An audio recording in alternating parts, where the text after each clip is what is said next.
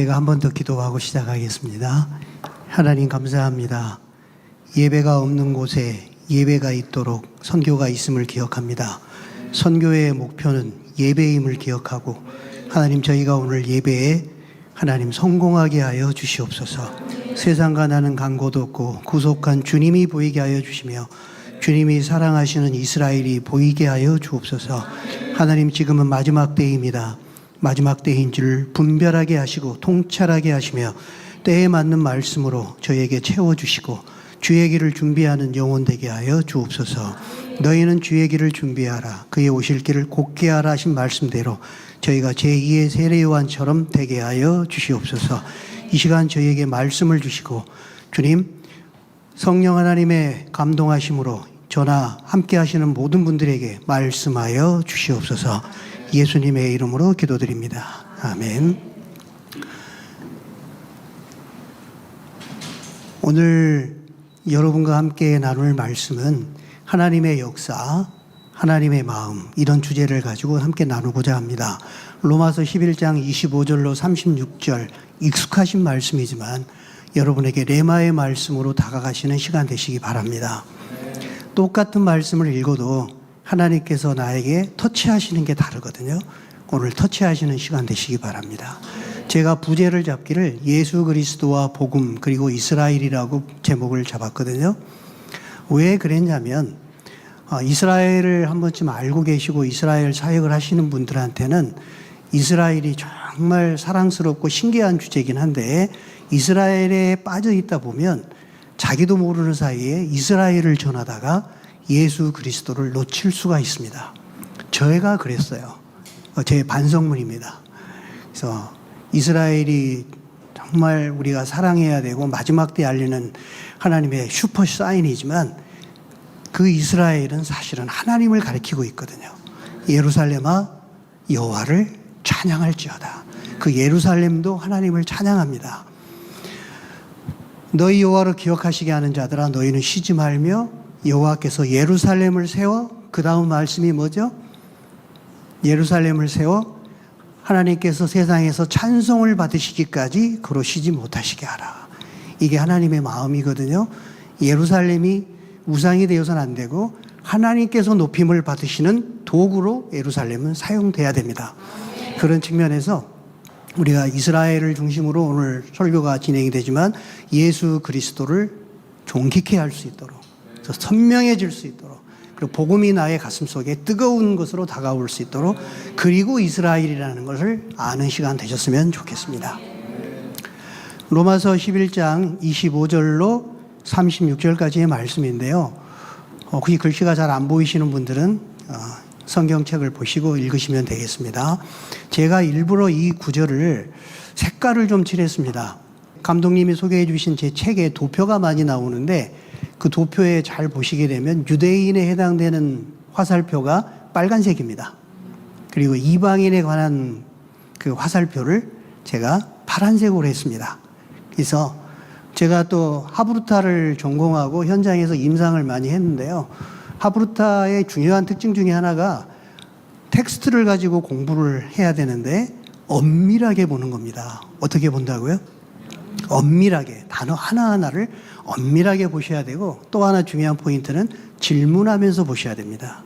그리고 같이 보셔야 됩니다. 혼자 하는 건 위험하고 같이 대화하고 질문하고 텍스트를 엄밀하게 보셔야 되는데 엄밀하게 보시는 분들은 글자 하나하나마다 이게 이거구나라고 아시게 될 거예요. 그러나 우리가 의외로 엄밀하게 보시기보다는 그냥 흘려 지나갑니다. 오늘은 그러지 마시고 마음을 가다듬으시고 파란색은 이방인 그리고 빨간색은 유대인. 여기 톰 라이트의 말이 있습니다. 로마인보다 이걸 이해하시는 게 도움이 될 것 같아서 한번 글자 보이시는 분은 읽어보십시오. 로마인보다 시작.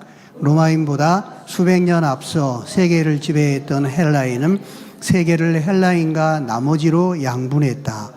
편지의 상당 부분에서 바울은 세계를 다른 식으로 분할하느라 여념이 없다. 세계를 유대인과 나머지로 양분했다.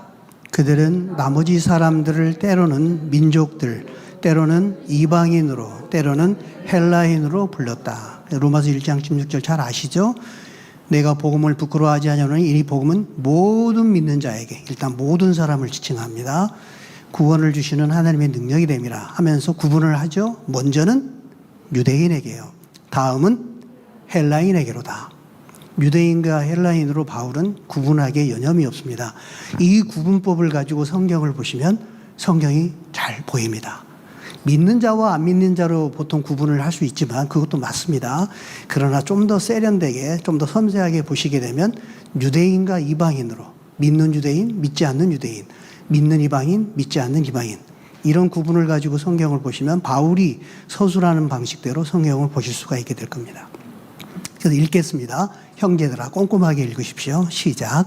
형제들아, 너희가 스스로 지혜 있다면서 이 신비를 너희가 모르기를 내가 원하지 아니하노니, 이 신비는 이방인의 충만한 수가 들어오기까지 이스라엘의 덜어는 우둔하게 된 것이라. 그리하여 온 이스라엘이 구원을 받으리라. 기록된 바 구원자가 시온에서 오사 야곱에게서 경건하지 않은 것을 돌이키시겠고, 내가 그들의 죄를 없이 할 때에 그들에게 이루어질 내 언약이 이것이라 함과 같으니라. 복음으로 하면 그들이 너희로 말미암아 원수된 자요, 택하심으로 하면 조상들로 말미암아 사랑을 입은 자라. 하나님의 은사와 부르심에는 후회하심이 없느니라. 너희가 전에는 하나님께 순종하지 아니하더니 이스라엘이 순종하지 아니하므로 이제 긍휼을 입었는지라. 이와 같이 이 사람들이 순종하지 아니하니 이는 너희에게 베푸시는 긍휼로 이제 그들도 긍휼을 얻게 하려 하심이라. 하나님이 모든 사람을 순종하지 아니하는데 가두어 두심은 모든 사람에게 긍휼을 베풀려 하심이로다. 깊도다 하나님의 지혜와 지식의 풍성함이여, 그의 판단은 헤아리지 못할 것이며 그의 길은 찾지 못할 것이로다.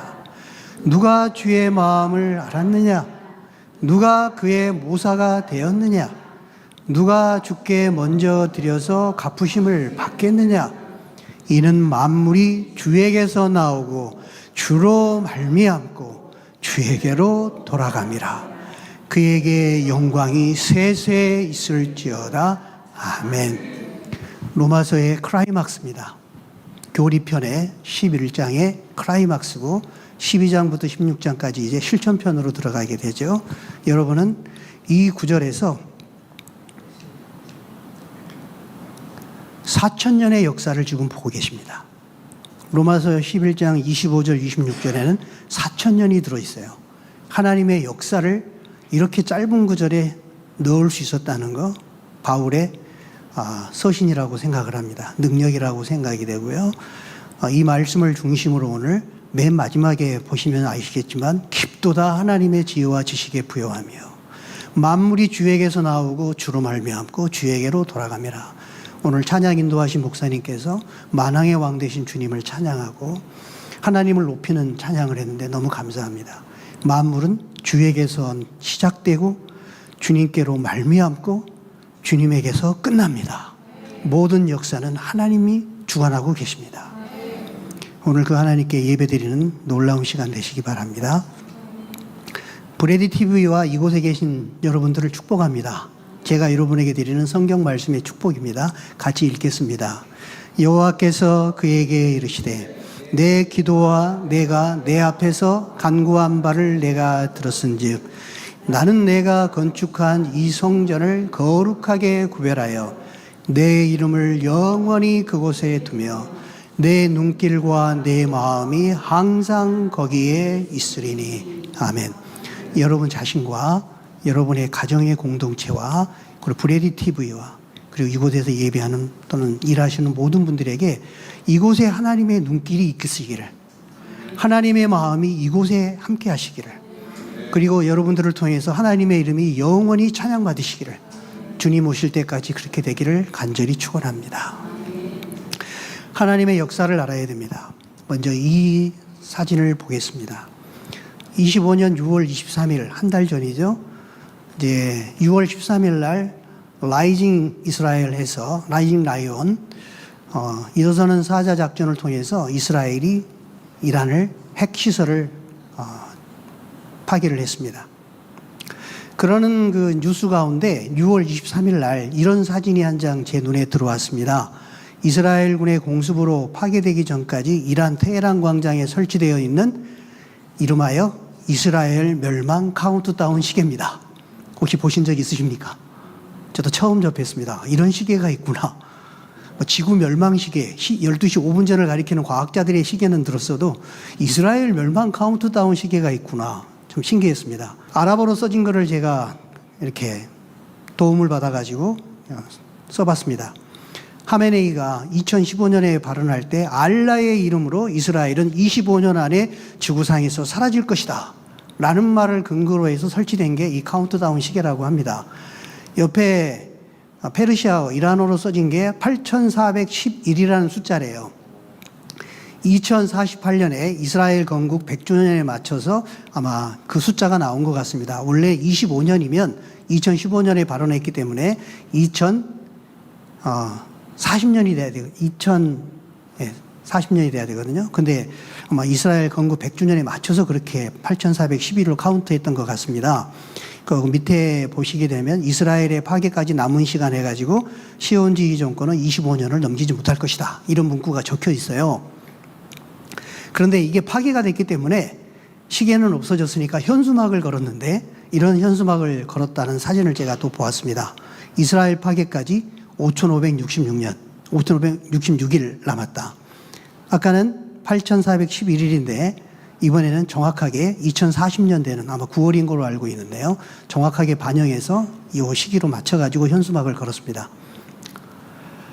이걸 보면서 어떤 생각이 들었냐면 마지막 때라는 생각을 지울 수가 없는데 하마스 헌장도 더불어 생각이 났습니다. 서문만 한번 읽어주실까요? 시작.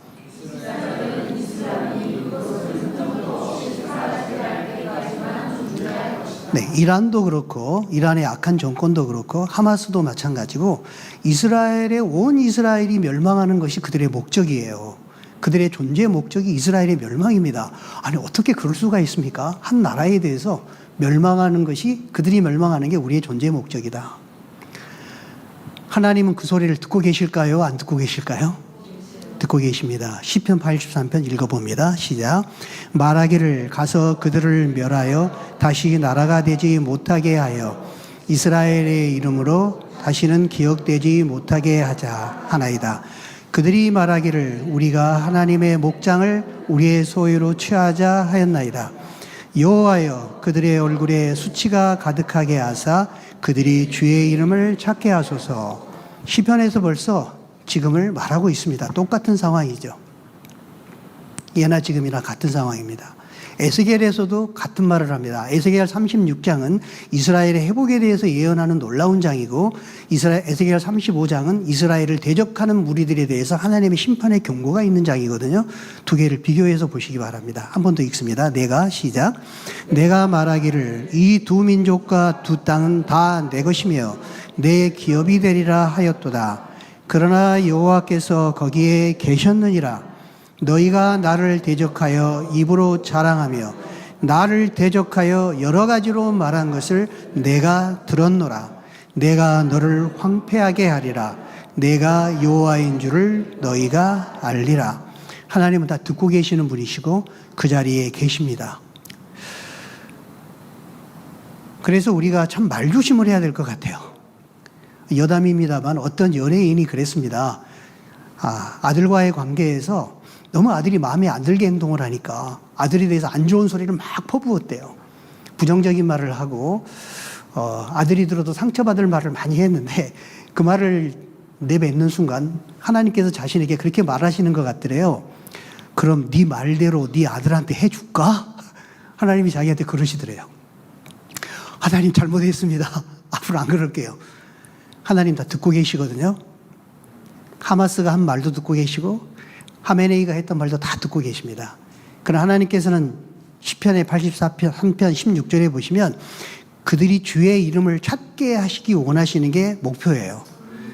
멸망 자체가 목표는 아닙니다. 내가 여호와인 줄을 그들이 알게 하시는 게 하나님의 목표예요. 하나님은 긍휼의 하나님이시거든요. 그들에게나 우리에게나 동일합니다. 그렇게 될 수 있도록 기도해 주시기 바랍니다. 이란의 하메네이가 그토록 또는 하마스가 온 이스라엘의 멸망을 얘기하는데 과연 멸망할까요? 성경은 분명하게 말합니다. 오늘 읽으셨던 것처럼 온 이스라엘이 구원을 얻으리라. 이게 하나님의 마음이고 하나님의 계획이고 하나님의 언약입니다. 그리고 이 말씀은 마지막 시즌에 이루어질 내용입니다. 그래서 이 말씀을 보시는 순간 마지막 때가 되었구나라는 걸 아셔야 돼요. 이거를 조각적으로 보시면 안 되고 흔히 메타라는 말을 쓰죠. 메타 스토리. 그래서 성경 이야기 너머의 이야기, 더 깊이 있는 것, 전체를 알고서 이야기하는 것, 이런 이야기를 알고 넘어가셔야 되기 때문에 하나님의 역사를 아셔야 됩니다. 들어가기 전에 이스라엘의 독특성에 대해서 3가지만 말씀드리고 갈게요. 이스라엘은 여러 나라 중에 하나인 것 같습니까? 그렇지 않는 것 같습니까? 200개 이상의 나라가 있지만 어떤 사람들은 이스라엘을 여러 나라 중에 하나로 생각합니다.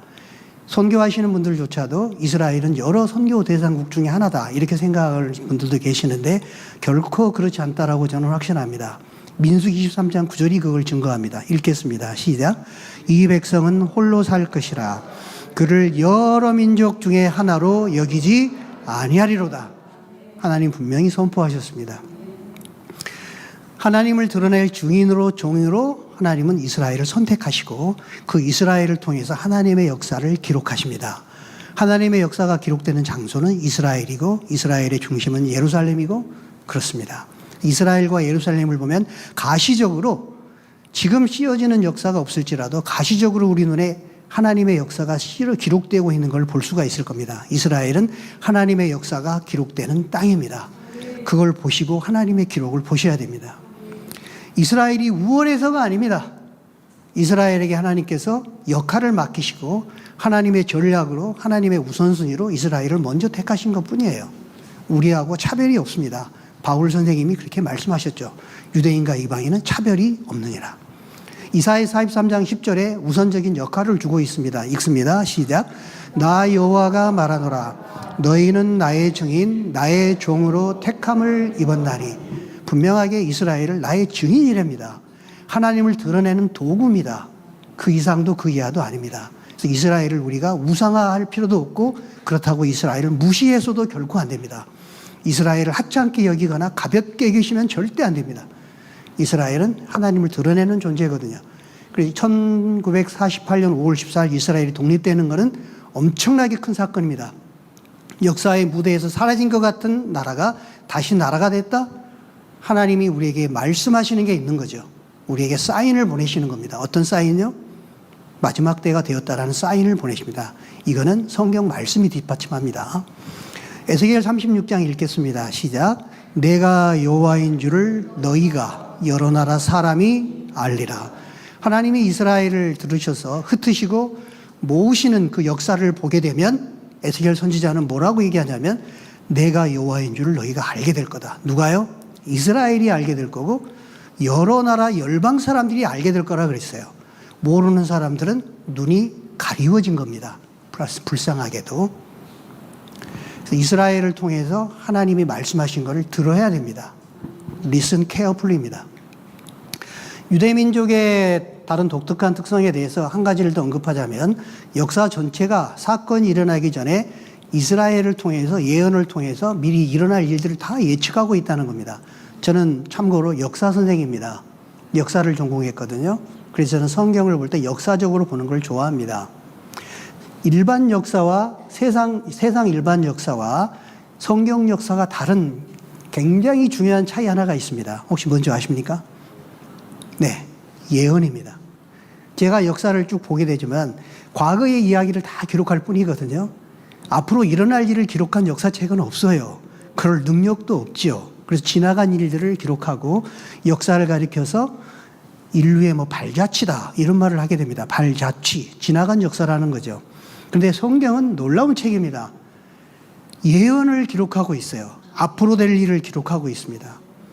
그러면서 이사야 41장 같은 경우에는 뭐라 그러냐면 우상에게 소송을 하는 장면이 나오죠. 우상아, 너 신 맞아? 너 신 아니지? 네가 만약에 신이라면 앞으로 일어날 일을 예측해봐. 올 일들을 말해봐. 그러면 내가 너가 참 신인 줄 알겠다. 그런데 너는 그걸 못하지. 그런데 나는 참 신이고 참 구원자이므로 그것을 한다라고 이사야 선지자가 선포하고 있어요. 예수님에 대한 예언이 몇 개가 맞았을 것 같습니까? 300여 개 정도의 예언이 맞았습니다. 피터 스토너 교수가 어떤 수학을 공식을 만들었냐면 네브라스카주 전역에다가 동전을 쫙 깔아요. 여기에다가 동전 깔아도 너무 많겠죠. 근데 네브라스카 전역에 동전을 깔아놓고 그 가운데서 하나만 딱 주셨는데 그 속에 X자 표시한 동전을 고를 확률이 과연 얼마겠느냐라고 수학 문제를 냈습니다. 얼마 정도 될까요? 거의 불가능하겠죠. 그 하나를 고를 확률은 불가능입니다. 그러면서 하는 얘기가 한 사람에 대해서 8개 예언이 맞춰질 확률이 바로 그거다 라는 얘기를 했어요. 근데 예수님은 몇 개가 맞췄다고요?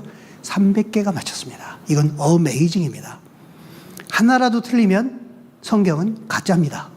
근데 하나님은 자신이 있으시죠. 그래서 엄청나게 많은 예언을 해놓고 이미 초림 때 다 이루어졌습니다. 여러분이 아시는 예수님 어디서 태어나신다고요? 베들레헴. 그대로 맞았습니까? 맞았습니다. 예수님께서 스가랴 9장 9절에 예언하십니다. 예루살렘 성에 들어갈 때 뭘 타고 가신다고요? 나귀를 타고 갑니다. 그것도 그냥 나귀가 아니죠. 새끼 나귀를 타고 간다고 예언되어 있습니다. 정확하게 맞았습니다. 예수님 어디에 못 박혀 죽으신다고요? 이사야 53장에 정확하게 맞췄지요. 무덤이 누구와 함께 한다고요? 부자와 함께 한다고 하지 않습니까? 정확하게 맞았습니다. 이런 식으로 예수님에 대한 예언이 다 맞았습니다. 하나도 틀린 게 없습니다. 그래서 성경은 믿을만 합니다. 그리고 상식적으로 생각하면 앞으로 오실 주님의 다시 오심에 대한 예언도 다 맞겠구나라는 걸 알 수 있습니다. 데릭 프랜스라고 하는 영국의 유명한 성경학자 목사님이 계시죠. 한번 보도록 하겠습니다. 이스라엘에 관한 예언의 16가지 단계 해가지고 예언이 기록되어 있다라고 크게 예언을 정리를 했습니다. 세 가지는 첫 번째는 아브라함이 받았죠. 첫 번째가 뭔가요? 이집트에서 노예 생활을 할 것이다. 430년을 이집트에 있었잖아요. 이루어졌죠. 그 다음에는 어떤 예언이 이루어집니까? 큰 재산을 가지고 이집트를 탈출할 것이다. 노예로 했던 그들이 어느 날 갑자기 24시간 안에 이집트의 재물을 가지고 탈출합니다. 그대로 이루어졌죠. 그리고 어디로 들어갑니까? 가나안 땅으로 들어갑니다. 그대로 이루어졌죠. 자, 신명기로 넘어가게 되면 약속의 땅에 들어가서 그들이 어떻게 할 거라고 예언하고 있어요? 우상 숭배할 거라고 예언을 합니다. 마치 토라의 구조 자체가 창세기에서 보게 되면 3장에 가면 타락하잖아요. 그 좋은 에덴을 놔두고 타락합니다. 다 먹어도 좋고 하나만 금지했는데요. 굳이 그걸 먹어가지고 타락. 이게 인간입니다. 미리 보여줍니다. 신명기 마지막에도 이스라엘이 우상 숭배하고 너희들이 흩어질 것이고 저주를 받을 것이다. 토라의 마지막이 그렇게 끝나요. 모세오경의 끝이. 구조가 그렇게 되어 있습니다. 인간은 그래요. 하나님의 은혜와 긍휼이 살게 하시죠. 자, 우상 숭배할 것이다. 다섯 번째, 그리고 어떻게 됩니까? 예루살렘의 예배 초소, 성전, 솔로몬 성전이 건축되고 인간의 죄를 사할 수 있는 성전을 우리에게 허락하셨습니다. 제사 드릴 수 있게 하셨죠.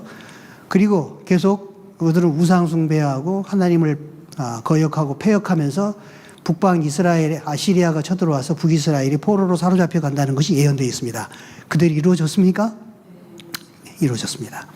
남유다가 바벨론으로 포로가 되어 간다고 또 얘기하고 있는데 그대로 이루어졌습니다. 70년간 끌려갔죠. 제1성전 솔로몬 성전이 파괴될 것이라고 얘기하고 자세히 설명하고 있는데 됐습니다.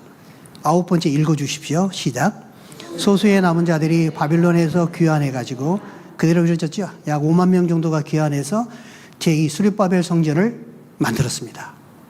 1성전보다는 좀 약해서 슬퍼했죠. 열방 가운데 유대인들이 흩어질 것이라고 얘기했습니다. AD 70년에 그러한 일이 있었죠. 이 당시에 제2성전이 파괴가 되고 열방 가운데 흩어질 거라고 예언을 했는데 그대로 됐습니다. 이방인들에 의한 유대인의 핍박 지난 2000여 년 동안에 분명히 일어나는 걸 여러분들은 아시게 될 겁니다. 조금 전에 영상에서 나왔던 히틀러의 홀로코스트, 그 전에 뭐 십자군 전쟁 때 학살, 이런 것들이 다 증거하고 있잖아요.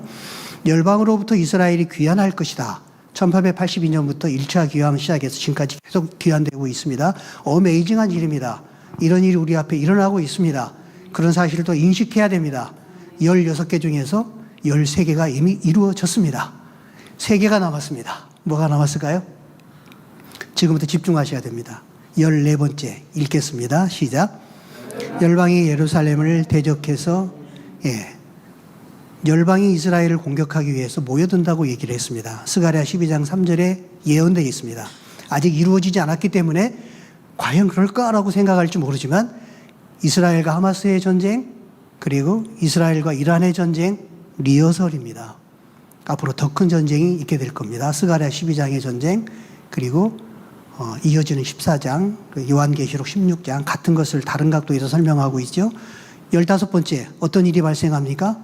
이스라엘 민족에게 메시아에 관한 초자연적인 계시가 일어나서 그들이 회개하고 깨닫고 예수님을 메시아로 알고 영접하게 된다라고 하는 그런 예언이 남아 있습니다.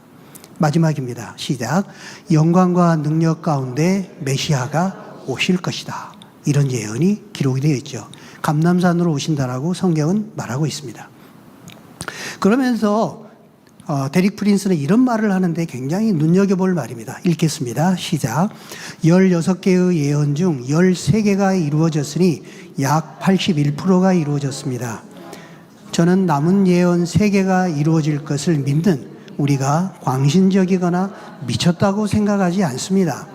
사람들은 우리가 믿지 못할 사실이라도 믿는 것처럼 쳐다보는데 저는 설교자가 되기 전 논리학 교수였습니다. 저는 이것을 믿는 것이 논리적이라고 생각합니다. 성경이 13개의 사건을 미리 정확하게 예측했다면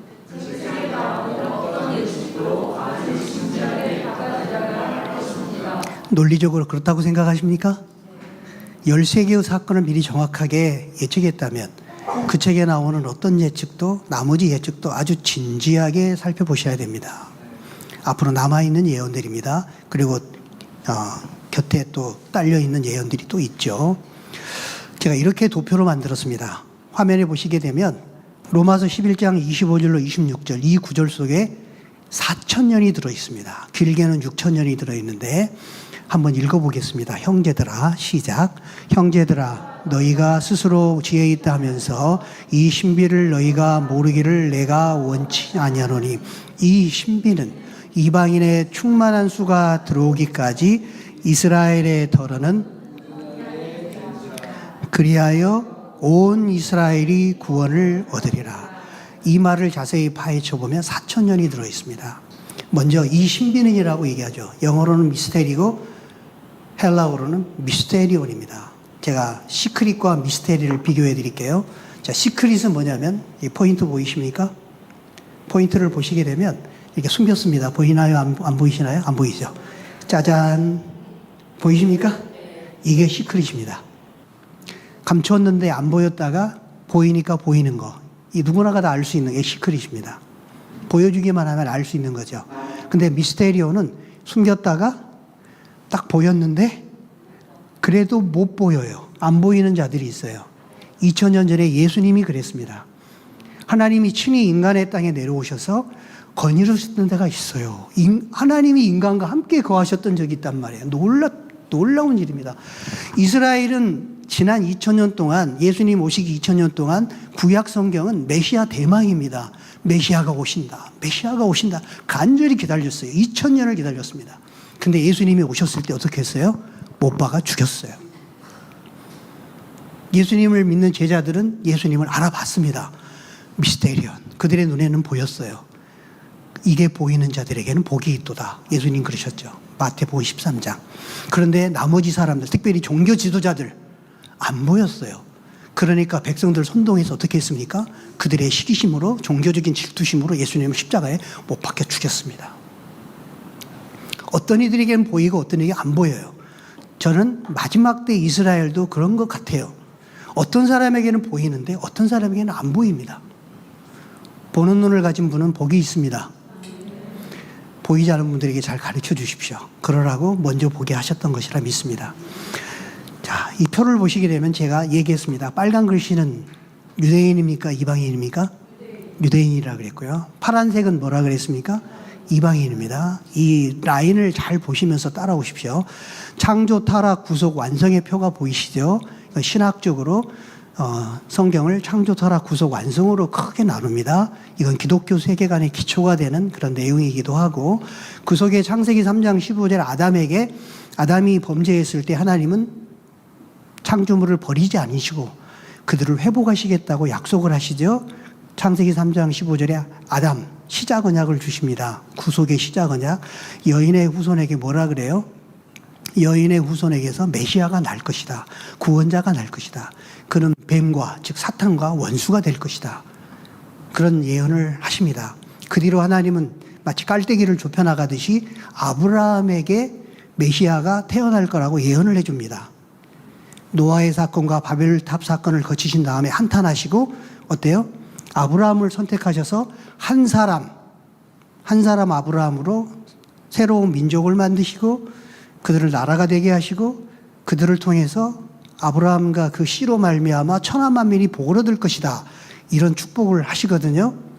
그런 언약을 주십니다. 그래서 아브라함과 뒤에 이제 다윗의 자손에서 메시아가 나게 될 것이고 결국은 그 다윗의 자손 아브라함의 씨는 예수 그리스도라고 마태가 그걸 증거하고 있죠. 그게 이스라엘의 역할이었습니다. 이스라엘의 역할. 그 빨간색입니다. 2000년 동안 이스라엘은 하나님의 말씀을 맡았고 언약을 맡았고 양자됨이 되었고 영광이 있고 예배가 있고 율법이 있고 그리고 그 클라이막스로 그리스도가 그들에게서 나셨습니다. 그런데 하나님의 섭리 가운데 이스라엘은 눈이 어두워집니다. 하나님의 섭리 가운데 점선 보이시죠? 빨간색이 점점 점선으로 사라져서 역사의 무대에서 사라졌습니다. 그 사라진 기간이 몇 년이라고요? 약 2000년이 되었습니다. 대단하죠? 그러면 보통 나라가 다른 나라에 흩어져 가지고 2000년을 있게 된다면 어떻게 됐을까요? 상식적으로 생각해 보세요. 저는 역사 전공입니다. 역사적으로 그런 나라는 다 동화되어서 사라집니다. 프랑스나 독일에 가서 살게 되면 다 동화되어서 언어도 잃어버리고 문화도 잃어버리고 사라집니다. 근데 이스라엘은 독특해요. 사라지지 않아요. 그들의 문화를 지키고 있습니다. 안식일이 그들을 지켰습니다. 안식일 안 지키면 죽거든요. 안식일을 잘 안 지키면 돌로 쳐 죽이라 그랬어요. 겁이 나서 이스라엘이 안식일을 지킵니다. 그리고 그 안식일은 이스라엘을 보존하고 지킵니다. 하나님의 섭리라 지혜라고 생각이 됩니다. 그래서 그 이스라엘이 2000년 동안 동화되지 않고 살아 존재하다가 1948년에 나라가 됐습니다. 이건 20세기의 최대의 기적입니다. 있을 수 없는 일이 이루어졌습니다. 근데 사람들은 그런 걸 보고도 기적이라고 생각하지 않는 게 기적이에요. 이방인의 충만한 수가 들어오기까지 이스라엘은 더러는 우둔하게 하셨습니다. 하나님의 섭리입니다. 바로 여러분들이 구원 얻도록 이스라엘의 눈을 가리우시고 우둔하게 만드신 게 하나님의 선물이에요. 감사합니다. 그러나 그 이스라엘의 더러가 우둔하게 된 것은 일시적으로 우둔하게 된 것이고 영원히 아닌 부분적으로 우둔하게 된 겁니다. 전체가 다 그런 건 아니었어요. 바울이 뭐라고 얘기합니까? 그리하여 까이 후토스, 이러한 시간의 과정, 이러한 방식을 통해서 그 다음 말이 중요합니다. 어떤 일이 일어날 거라고요? 마지막 시즌에 온 이스라엘이 구원을 얻으리라. 이게 하나님의 시간표고 하나님의 구속 계획이시고 하나님의 언약의 역사입니다. 이 전체 흐름 속에서 온 이스라엘이 구원을 얻으리라는 말을 기억하셔야 됩니다. 그리고 이러한 일이 벌어지게 되었을 때 사탄은 가만히 있을까요? 사탄은 철저하게 이걸 막아야만 됩니다. 하나님의 언약이 이루어지게 되면 사탄의 운명은 무적행과 불못으로 들어갈 걸로 예정되어 있거든요. 이스라엘이 회복되고 예수님 다시 오시면 사탄은 끝입니다. 그래서 이스라엘을 향한 그 예언이 이루어지지 못하도록 사탄은 예수님 초림 때도 엄청나게 초림을 저지하고 방해했었고 마찬가지로 재림 전에도 엄청나게 방해할 겁니다. 그 하나가 바로 하마스가 일으킨 전쟁이고 학살이고, 이란이 그렇게도 이스라엘을 멸망시키려고 하는 그 몸부림이 바로 그런 것이다라고 보시면 되겠습니다. 그 맥락에서 우리가 보셔야 됩니다. 지금은 마지막 때입니다. 자신 있게 외치셔야 됩니다. 마태복음 24장 감난산 강화에서 그 징조들을 쭉 얘기해 주시고, 언제 어느 때에 오는지는 모릅니다. 아버지 하나님만이 아시죠. 그러나 징조는 알려주셨습니다. 그 중에 중요한 역사적으로 파악할 수 있는 징조들이 크게 두 가지가 있어요. 복음과 관련해서. 그래서 그것을 지금 설명해 드리려고 합니다. 자, 깨어 있으셔야 되고 준비하고 있으셔야 되고 때에 맞는 양식을 나눠주시기 바랍니다. 목사님들께서도 때에 맞는 양식, 마지막 때에 맞는 양식을 나눠주셔야 됩니다. 주님 다시 오시려면 역사적으로 확인할 수 있는 중요한 증거로 예수님이 말씀하셨습니다. 읽겠습니다. 시작. 이 천국 복음이 모든 민족에게 증언되기 위하여 온 세상에 전파되리니 그제야 끝이 오리라. 그제야 끝이 온답니다. 모든 민족에게 증언되기 위하여. 그래서 선교사님들이 열심히 힘을 다해서 선교하고 있는 겁니다. 선교사님들에게 감사드려야 됩니다. 놀라운 사실은 2010년도에 세계의 교회 역사상 가장 중요한 회의가 하나 있었습니다.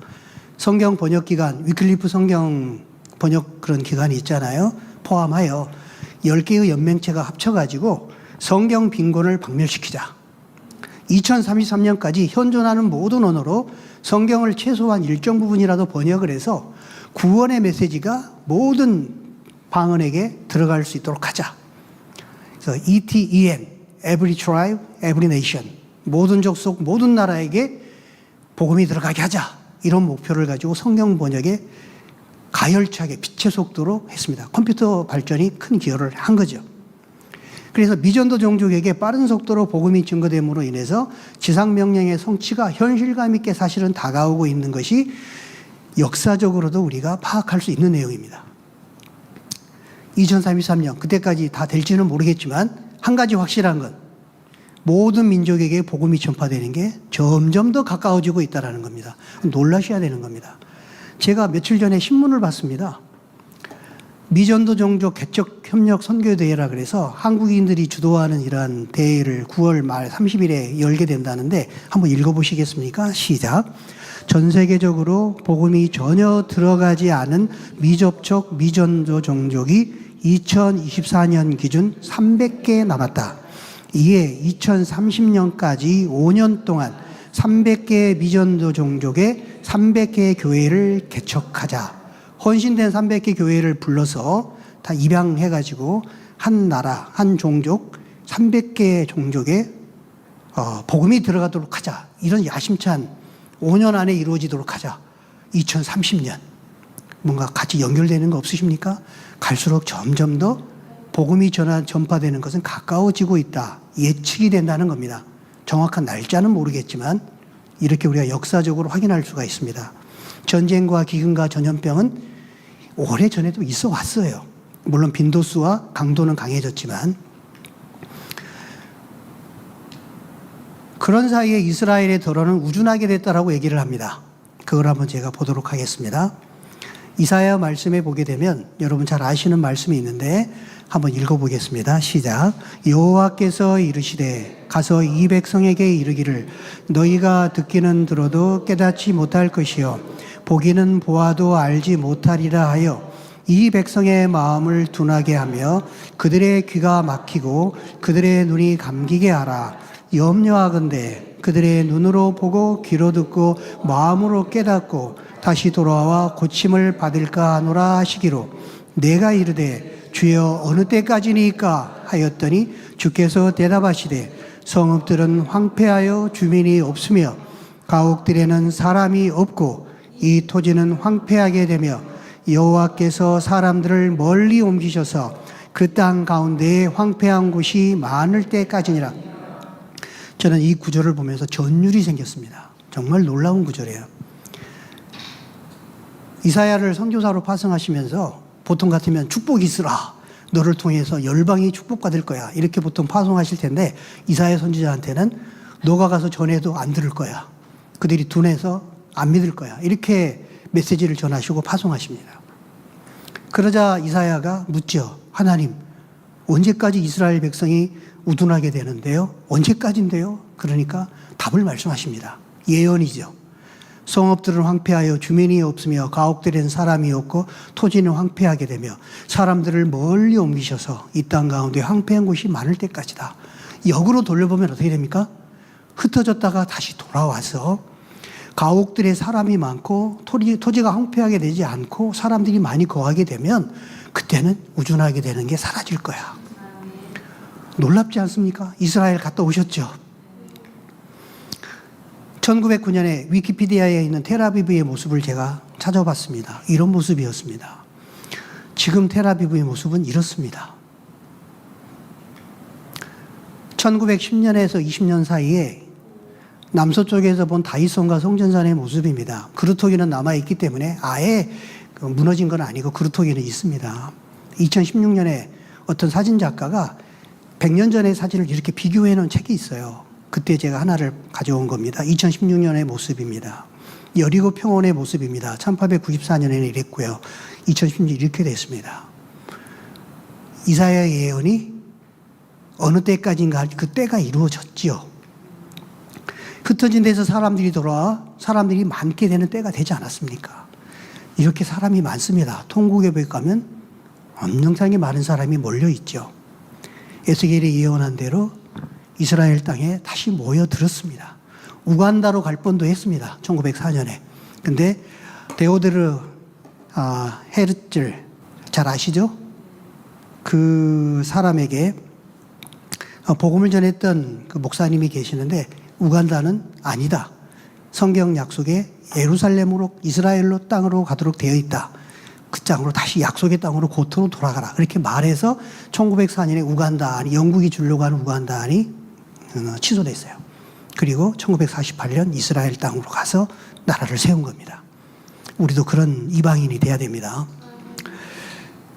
이런 식으로 이스라엘이 들어가 우둔하게 됐는데 그 우둔함이 이제는 끝나는 때가 왔어요. 그러면 이제 그 세 번째가 이루어져야 되겠죠. 그리하여 온 이스라엘이 구원을 얻을 때가 됐고 실질적으로 그 일이 이루어지고 있습니다. 그래서 주님 다시 오시려면 두 번째 역사적으로 우리가 확인할 수 있는 구절이 마태복음 23장 39절이에요. 읽겠습니다. 시작. 찬송하리로다 주의 이름으로 오시는 이여 할 때까지 나를 보지 못하리라. 거꾸로 뒤집어 보면 너희들이 나를 보게 될 때는 찬송합니다. 주의 이름으로 오시는 이여 하면서 예수님을 메시아로 인정하고 간절히 오시도록 부르짖을 때 예수님을 보게 될 것이다. 지금 경건한 메시아닉 주들은 이 찬송을 계속합니다. 이 기도를 하나님께 올려드립니다. 우리가 마라나타 하는 것처럼 찬송하리로다 주의 이름으로 오시는 이여 하면서 바루카바 베시엠 아이도나이를 외칩니다. 그거를 하나님이 듣고 계시고 신랑 되신 예수님께서 신부와 혼인잔치를 그토록 기다리면서 오시려고 기다리고 계십니다. 그래서 때가 되어 현실이 되고 있는 유대인 구원입니다. 수많은 유대인들 300여 교회 통계에 따라 좀 다릅니다만 3만 명, 4만 명 정도의 메시아닉 주들이 있다라고 얘기를 합니다. 최근 연구에 따르면 전 세계 1,500만 명 유대인 중에 약 1,100만 명 정도 유대인의 혈통이 예수님을 믿고 있다라 그러죠. 아직은 여전히 일부에 불과하고 다들 개인적으로 예수님을 믿게 됩니다. 그러나 조금 전에 읽었던 온 이스라엘이 구원을 얻으리라는 말은 개인적으로 구원받는 측면이 아니라고 보여져요. 이게 좀 독특해요. 하나님이 정하신 구속 계획 중에 온 이스라엘이 구원 얻는 그 어느 큰 사건이 있을 것이다라는 거예요. 그게 언제일까요? 이스라엘이 메시아 예수님께로 대거 나오게 될 세계적 사건이 다가오고 있다는 아직 성취되지 않는 예언이 우리에게 있고 우리는 이때를 위해서 열심히 유대인들에게 복음을 전하고 있습니다. 그 역사적 사건이 어쩌면 저희들이 전하는 개개인에게 전하는 그 복음으로 인해서 그들의 마음이 준비될 수 있다라고 생각을 합니다. 그리고 예수님이 메시아였구나라는 걸 깨닫게 되는 민족적으로 집단적으로 깨닫게 되는 그날이 오리라고 저는 믿습니다. 스가랴 말씀의 기초에서 그러는데 로마서 다음 구절을 먼저 읽겠습니다. 기록된 바 구원자가 시온에서 오사 야곱에게서 경건하지 않은 것을 돌이키시겠고 내가 그들의 죄를 없이 할 때에 그들에게 이루어질 내 언약이 이것이라 함이니라. 사도 바울은 기록된 말씀을 지금 가져오고 있습니다. 이사야 59장에서 가져오고 계세요. 여호와의 말씀이니라. 구속자가 어디에 임하신다고요? 시온에. 그래서 레지온, 전치사 레는 터워드입니다. 그러니까 사도 바울은 에크지온이라 그래가지고 시온에서부터 뭐 이런 느낌으로 표현을 했는데 원래 이사야 59장은 시온으로 온다는 거예요. 하늘에서 시온으로 예루살렘으로 내려오신다는 뜻입니다. 그리고 이스라엘 백성들의 죄를 용서하시겠다. 이런 말씀으로 이사야서를 지금 인용하고 있어요. 그래서 히브리서 12장에 나온 말씀처럼 하늘 시온을 히브리서 기자는 얘기하고 있거든요. 그래서 학자들은 시온에서 오사 이 말을 하늘 시온으로부터 오신다. 에크지온. 이렇게 해석을 합니다. 그래서 이스라엘 백성들의 죄를 없이 할 때 그들에게 이루어질 내 언약이 이것이라. 내 언약이 뭘까요? 새 언약입니다. 에레미야 31장에 얘기했던 이스라엘 집과 유대 집과 맺은 그 새 언약. 근데 아직까지도 이 새 언약이 믿는 메시아닉 유대인들한테는 이루어지고 있지만 믿지 않은 더 많은 대다수의 유대인들한테는 아직 새 언약이 이루어지질 않았어요. 우리한테는 새 언약이 성령 하나님으로 말미암아 이루어지고 있죠. 그것이 이루어져야 됩니다. 그럴 때는 작은 자로부터 큰 자까지 다 나를 알게 될 것이다. 내가 그들의 악행을 사하고 다시는 그 죄를 기억하지 아니하리라. 바울은 이거를 해석해 주고 있습니다. 스가랴 말씀이 중요합니다. 읽겠습니다. 시작.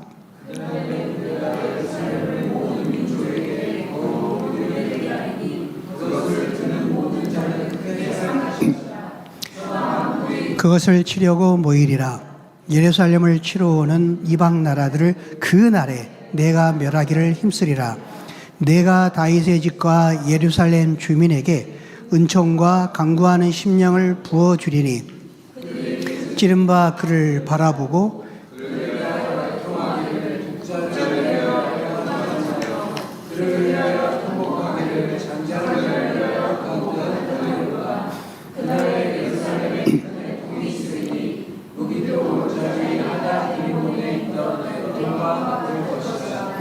온 땅과 각속이 따로 애통하되 족속이 따로 하고 그들의 아내들이 따로 하며 네. 온 이스라엘이 구원을 얻으리라는 이 말을 스가랴 말씀하고 연결하는 믿는 메시아닌 유대인들이 많습니다. 저도 공감합니다. 빨간색을 다시 한번 보십시오. 하나님께서 다윗의 집과 예루살렘 주민에게 뭐를 부어주신다고요? 은총과 강구하는 심령을 부어주실 거래요. 언제요? 그날에. 그날이 언제입니까? 천하 만국이 그것을 치려고 모인다라고 하는 그 시점. 미래의 시점이 될 겁니다. 은총과 강구하는 심령을 부어주셔서 이스라엘 백성들이 그들이 찌른 바 그를 바라보고 누굴까요? 예수님입니다.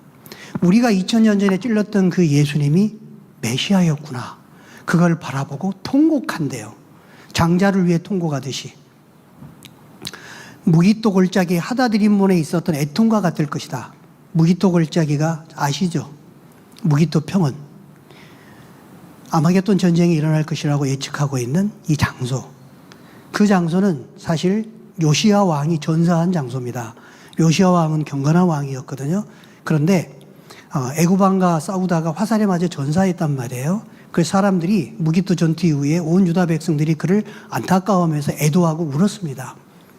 마치 그랬던 것처럼 예수님이 우리를 위하여 죽으신 메시아였구나라는 것을 알고서 그들이 요시야 왕의 죽음을 슬퍼하던 것처럼 애통할 것이다라는 것을 묘사해서 지금 스가랴는 기록을 하고 있는 겁니다. 계시록 1장 7절에 보면 예수님께서 구름 타고 오신다고 하셨고 각 사람의 눈이 바울이 구분한 것처럼 every eye, 모든 사람들이 그를 보는데 그를 찌른 자들, 어떤 사람들이 그런 얘기를 해요. 그를 찌른 사람은 로마 병정 아닙니까? 그렇게 얘기하면서 이거 어떻게 해석해야 되죠? 얘기하는데 저는 스가랴 말씀을 보면 그 찌른 자를 요한이 인용해서 가져온 말씀이라고 저는 생각을 하고 그 찌른 자들은 유대인이라고 저는 봅니다. 유대인들도 볼 것이요 땅에 있는 모든 족속 이방 열방들도 그를 보게 될 것이다. 애국하게 될 것이다. 이렇게 계시록 1장 7절과도 연결이 됩니다. 그럼 질문하겠습니다. 어디로 오실까요? 언제 오시는가에 대해서는 우리가 알았다면 어디로 오시겠습니까? 성경에서 어디로 온다는 얘기가 있을까요? 있습니다. 스가랴 12장 2절로 8절을 잘 보셔야 되는데 읽겠습니다. 시작. 내가 이방 나라들을 모아 예루살렘과 싸우게 하리니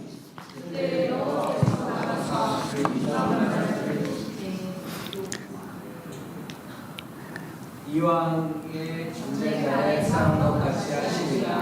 그날에 그의 발이 예루살렘 앞 곧 동쪽 감람산에 서실 것이요 감람산은 그 한가운데가 동서로 갈라져 매우 큰 골짜기가 되어서 산 절반은 북으로 절반은 남으로 옮기고 그날에 생수가 예루살렘에서 솟아나서 절반은 동해로 흐를 것이라. 눈여겨보셔야 됩니다. 그날에 그의 발이 어디에 서신다고요? 예루살렘 동쪽에 감람산이 있지 않습니까? 그 사이 기드론 골짜기가 있고요. 근데 감람산에 서신대요. 그런데 놀랍게도 그 한가운데가 동서로 갈라지게 되고 큰 골짜기가 되고 한쪽은 북으로 산이 옮기게 되고 절반은 남으로 옮긴대요. 사람들이 보고 뭐라고 생각하겠습니까? 무슨 그런 이상한 소리를 하느냐라고 이해할 수 있을 겁니다. 근데 저는 이게 문자 그대로 믿어져요. 예전에는 신학교에서는 이 구절을 주로 상징적으로 봐야 된다. 뭐 이렇게 말을 많이 합니다. 근데 상징이냐 문자냐라고 봤을 때 저는 갈수록 문자일 가능성이 많다라고 보여져요. 특별히 지명에 대해서 얘기하실 때 예를 들면 물론 다 그런 건 아닙니다만 베들레헴에서 나신다 그러면 어디서 나세요? 베들레헴에서 나세요. 예루살렘 성에 입성하신다 그러면 예루살렘 성으로 입성하세요. 그런 것처럼 감람산에 오신다 그럴 때 저는 감람산에 오실 거라고 생각합니다. 하나님이 장소도 예비하고 계십니다. 과학적인 증거를 몇 가지 얘기하겠습니다. 감람산을 보시게 되면 오른쪽 지도에 보시게 되면 earthquake라 그래서 지진대가 있습니다. 사해 단층이라고 하는 지진대가 있어가지고 감람산 밑에 균열이 지금 있대요. 이스라엘에 지진이 몇 차례 있었거든요. 스가랴 14장 5절에 보면 유다왕 우시야 때 지진을 피하여 도망하던 것 같이 하리라 이런 표현을 곁들여 쓰고 있어요. 이미 그때 지질학자들이 첨단 기법을 총동원해서 찾아보니까 당시 진도 8.2의 규모의 강진이 있었대요. 성지 4,000년 역사 동안의 최악의 지진이었답니다. 그런 것처럼 감람산에 또다시 저는 지진이 있을 거라고 생각을 해요. 이걸 지금 얘기하고 있잖아요. 균열이 있답니다. 균열이. 그래서 지금 제가 어떤 이스라엘에 오신 파벨 목사님이라는 분이 이런 얘기를 또 하신 걸 제가 들었는데 감람산에 그래서 이스라엘 정부에서는 집을 못 짓게 한대요. 균열 지진 날까봐. 그리고 더 놀라운 거는 그 균열 밑에 지하 탱크가 있답니다. 한 도시 사이즈만한 거대한 물 탱크가 있다는 거예요. 뭐라 그랬습니까? 생수가 예루살렘에 솟아나서 절반은 동해로 절반은 서해로 흐를 것이라. 지진이 일어날 것이다. 물은 서해로 흘러갈 것이다. 동해로 흘러간 물은 에스겔 47장의 예언에 보면 성전 문에서 흘러나온 물이 밑으로 흘러가지고 사해 바다까지 가서 그 물이 살아나고 물고기가 살게 될 것이다. 저는 그게 문자 그대로 되리라고 저는 믿습니다. 아멘입니다. 성경은 정확합니다. 하나님은 마지막 때를 위해서 장소까지도 준비하고 스가랴 말씀에 저는 기록해 놓으셨다고 봐요. 온 이스라엘은 구원을 얻을 겁니다. 바로 이 시점에서. 그때를 위해서 우리는 지금 점점 준비되어 가고 있는 겁니다. 호세아 말씀이, 호세아는 북이스라엘을 위한 선지자였잖아요. 근데 이 말씀도 바벨론 포로기한이나 그런 걸 말하는 게 아니고 지금 우리 시대에 일어날 일들을 미리 예언하고 있습니다. 읽어보시겠습니다. 시작. 이스라엘 자손들이 많은 날 동안 왕도 없고 지도자도 없고 제사도 없고 주상도 없고 에봇도 없고 드라빔도 없이 지내다가 그 후에 이스라엘 자손이 돌아와서 그들의 하나님 여호와와 그들의 왕 다윗을 찾고 마지막 날에는 여호와를 경외함으로 여호와와 그의 은총으로 나아가리라. 마지막 때에 일어날 일을 호세아 선지자는 예언하고 있는 거예요. 지난 2000년 동안 왕도 없이 지냈잖아요. 흩어져서. 지주다도 없었잖아요. 성전이 없으니까 제사도 못 드렸잖아요. 감독님 만드신 제3성전. 사실 우리 자신이 성전이기 때문에, 보이지 않는 걸어다니는 성전이기 때문에 성령께서 너희 안에 거하시는 것을 알지 못하느냐. 너희가 성전이라. 이미 우리는 하나님께서 우리 속에 성소를 만들어 주셨어요. 그래서 제3성전이 우리한테는 필요 없지만 성경 예언이 이루어지는 과정 속에 정통파 유대인들과 같은 이런 유대인들은 자기가 죄를 용서받기 위해서는 성전이 필요해요. 메시아가 안 보이니까, 죄를 사할 방법이 없으니까. 그래서 제3성전은 저는 만들어질 거라고 봅니다. 그 예언도 그대로 이루어지는데 제사도 없이 지내요. 우상을 섬기면서 주상도 없고 에봇도 없고 드라핀도 없이 지냈습니다. 그 후에 이스라엘 자손이 지금 시대처럼 돌아오고 있어요. 그리고 그들의 마음이 간절해져서 하나님을 찾을 뿐만 아니라 전쟁이 그런 역할을 하고 있습니다. 지금 하나님이 사람들의 마음을 준비시킵니다. 그리고 이스라엘 백성들이 메시아 예수와를 찾도록 눈을 열고 계십니다. 갈급하게 만들고 계십니다. 그들의 왕 다윗을 찾고, 다윗은 메시아를 상징하는 단어죠. 그리고 나서 마지막 날에 하나님을 경외하고 하나님의 백성으로 새 언약의 성취를 맛보게 될 겁니다. 엔드타임에 대한 예언입니다. 하나님의 마음을 보겠습니다. 바울이 계속해서 이런 말을 합니다. 읽겠습니다. 시작. 복음으로 하면 그들이 너희로 말미암아 원수된 자요, 택하심으로 하면 조상들로 말미암아 사랑을 입은 자라. 하나님의 은사와 부르심에는 후회하심이 없느니라. 잘 이해가 안 되실 겁니다. 새 번역으로 가져왔습니다. 읽으십시다. 시작. 복음의 관점에서 판단하면 이스라엘 사람들은 여러분이 잘 되라고 하나님의 원수가 되었지만, 택하심을 받았다는 관점에서 판단하면 그들은 조상 덕분에 하나님의 사랑을 받는 사람들입니다. 하나님께서 주시는 고마운 선물과 부르심은 철회되지 않습니다. 영어로는 irrevocable, 변개할 수 없다, 철회할 수 없다. 이거는 강력하게 대체 관점, 대체 신학은 아니다라는 걸 말씀하는 구절입니다. 하나님이 이스라엘을 버렸겠느냐? 그럴 수 없느니라. 하나님은 이스라엘을 버리지 않았습니다. 이스라엘을 버리면 교회도 버릴 수가 있습니다. 여러분의 구원도 불안정해집니다. 이스라엘이 있다는 것은 하나님의 언약이 신실하고 나에 대한 하나님의 사랑도 신실하시다는 걸 말씀하시며, 이스라엘을 알고 있는 것이 여러분에게는 큰 축복이자 언약의 기초가 됩니다. 하나님이 이스라엘을 버리지 않으셨습니다. 철회되지 않습니다. 저는 예전에 선교회 출신인데요. 선교회에서 제가 어려울 때마다 이 말씀을 주장했습니다.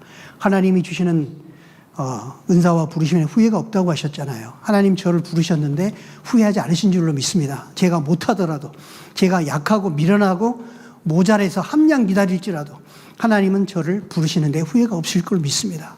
저 그 말씀 의지하고 일하겠습니다. 주여 저를 받아주십시오. 저를 사용하여 주시옵소서. 그렇게 이 말씀을 주장했어요. 제가 이스라엘을 알고 나니까 이 말씀은 이스라엘에 대한 말씀이에요. 1차적으로. 그 1차적으로 이스라엘에 대한 말씀인 걸 알고 2차적으로, 3차적으로 교회와 개인에게 적용하시고 이 말씀을 해석하셔야 된다고 봅니다. 그리고 이렇게 해야 되죠. 너희가 전에는, 읽겠습니다. 시작.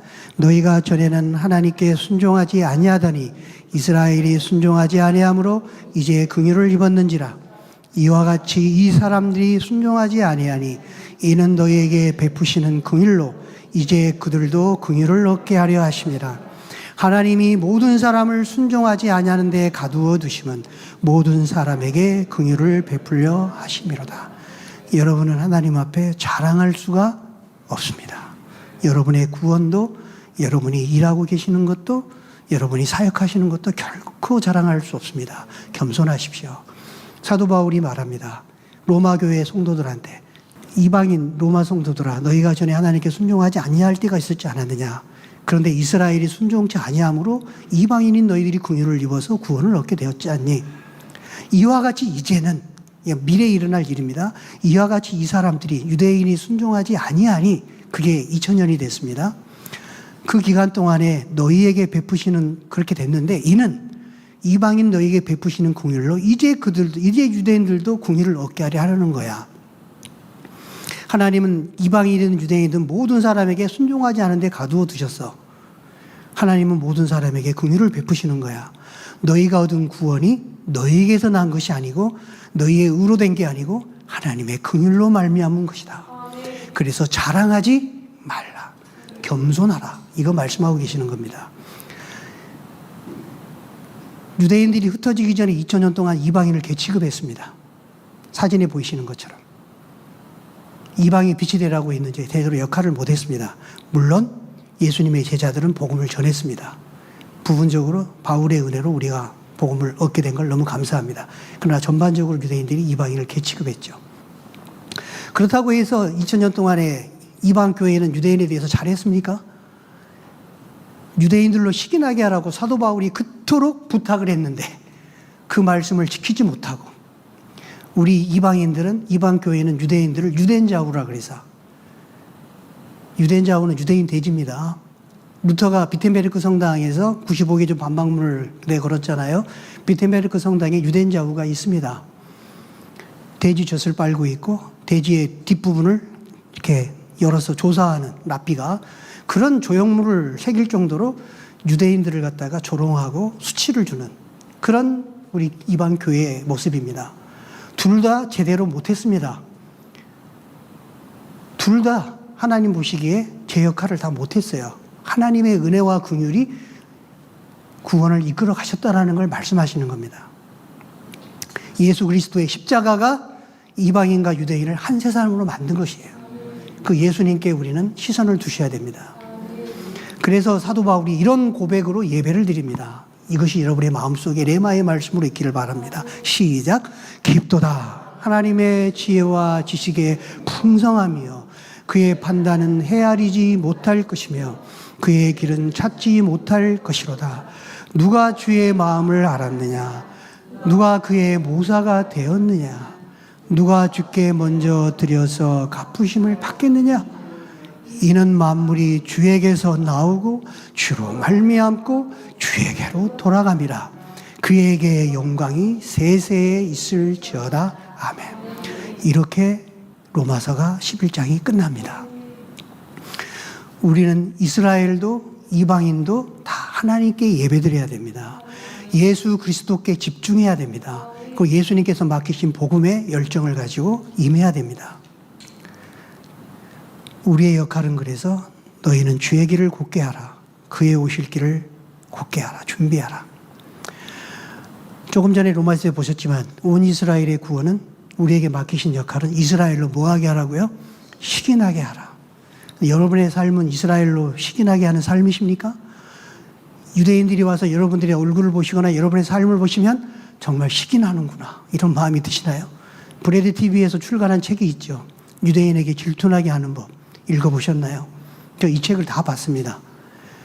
어떤 유대인의 고백이 있는데 해군에서 일을 하고 있는데 갑판에서 일을 하고 청소하는 게 너무 싫었답니다. 근데 로렌이라고 하는 크리스찬이 있었는데 무엇이 그렇게 널 실실거리게 만드느냐 말할 정도로 그는 굉장히 기쁜 마음으로 일을 하더래요. 그래서 물었습니다. 너 왜 그렇게 실실거리고 웃느냐? 그러니까 충격적인 말을 했어요. 너의 메시아가 내 마음에 계셔. 여러분의 마음에도 유대인의 메시아가 여러분의 마음속에 계시나요? 여러분의 얼굴에 광채가 있어서 여러분의 언어의 말을 듣자마자 뭔가 다르네? 얼굴에 미소가 다르네? 그렇게 느끼시나요? 여러분이 찬양할 때 보고 와우 이건 도대체 뭐지? 이렇게 보시나요? 그때 그 유대인이 마음에 질투가 났답니다. 그날 그 로렌이라고 하는 크리스찬이 자신의 영혼 가운데 갈망의 씨앗을 심어놓은 게 분명하다고 말을 해요. 여러분 이스라엘 자주 가실 겁니다. 이스라엘 가셔서 유대인들을 만날 때 여러분의 얼굴 자체가 여러분의 그 따뜻한 말 한마디가 풍겨나오는 예수님을 닮은 성품 자체가 조금만 옆에 있어도 다르구나. 어떻게 저렇게 되지? 알고 보니까 예수님 때문에 저러네. 우리가 믿는 하나님보다 더 하나님을 열정적으로 믿고 있네. 이런 모습을 그들에게 보여줄 수 있기를 바랍니다. 그래서 궁극적으로 우리가 해야 될 일은 어떤 일을 하든지 내가 가든지 다른 사람을 보내든지 미디어 온라인 선교를 하든지 믿는 유대인을 지원함으로 그들로 전하게 하든지 함께 협력해서 복음을 전하든지 아름답도다 좋은 소식을 전하는 자의 발이함과 같으니라고 사도 바울이 권면한 대로 이방인들이 가서 유대인에게 복음을 전하는 역할, 그리고 그들로 식인하게 하는 역할을 반드시 해서야 될 겁니다. 이게 우리가 마지막 때 해야 될 온 이스라엘의 구원을 위한 저의 역할이 되겠습니다. 다시 첫 번째 사진으로 돌아오겠습니다. 이란을 비롯해서 모든 테러 집단이 예루살렘에 집착하는 것은 결코 우연이 아닙니다.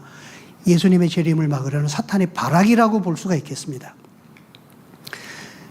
밑에 있는 라인대로 언약의 역사를 하나님은 성취하려고 하시고 사탄은 그 언약의 역사를 저지하면서 대적하고 있다는 거죠. 초림 때나 그리고 재림 때도 마찬가지입니다. 제가 쓴 책에 보시면 맨 마지막 1과부터 5과까지의 그림이 한 장에 그려져 있는데 이 하나님의 역사를 잘 아시고 연구하시고 공부하셔서 다른 사람들에게 이 말씀을 전해줄 수 있는, 유대인에게 복음 전할 수 있는 여러분 되시기 바랍니다. 하나님의 마음은 이렇습니다. 읽겠습니다. 시작. 여인이 어찌 그 젖먹는 자식을 잊겠느냐. 어태에서 난 아들을 긍휼히 여기지 않겠느냐. 그들은 혹시 잊을지라도 나는 너를 잊지 아니할 것이라.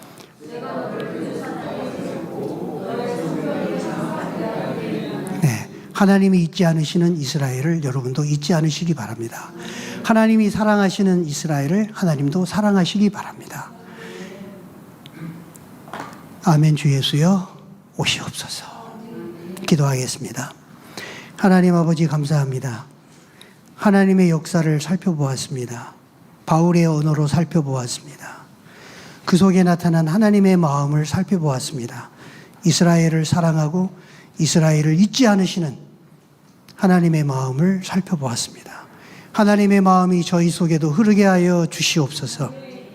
온 이스라엘이 구원을 얻으리라 예정하신 그 말씀을 이루기 위해서 이스라엘로 식인하게 하는 역할, 이스라엘로 복음 전하는 역할을 저희가 감당할 수 있도록 저희 마음을 뜨겁게 하여 주시며 하나님의 마음을 저희도 품게 하여 주시옵소서. 주의 오실 길을 준비하라. 그의 길을 곧게 하라는 말씀 따라 저희도 제2의 세례 요한처럼 주의 길을 준비하는 자 되게 하여 주시옵소서. 다시 오실 예수 그리스도의 이름으로 기도하옵나이다. 아멘.